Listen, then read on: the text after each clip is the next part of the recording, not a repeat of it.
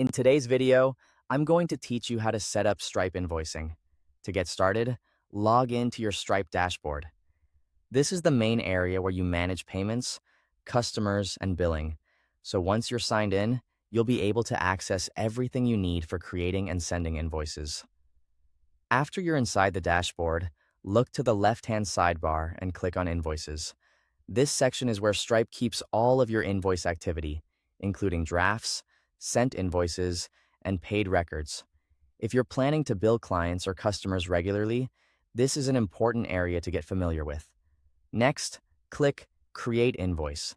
This opens a new invoice draft, where you'll build out the details of what you're charging for. Stripe keeps this process pretty straightforward, which makes it easy, even if you're setting this up for the first time. From here, you'll need to select a customer. You can choose an existing customer if they already have a profile in your account, or create a new customer if this is your first time billing them. Make sure the customer information is accurate, especially the email address, since that's where the invoice will be delivered if you send it right away. Once the customer is selected, click Add Line Item. This is where you define what the invoice is actually for. You can either choose a product that you've already set up in Stripe, or enter a custom item manually. Custom items are useful if you're billing for a one-time service, project work, or something that isn't already saved as a product. After adding the line item, enter the quantity and price, then apply any relevant tax or discounts if needed. Take a moment here to double-check the numbers. Small errors in quantity or pricing can create confusion later, so it's worth reviewing everything carefully before moving on. Next, review the full invoice details. Pay close attention to the due date and the payment method options.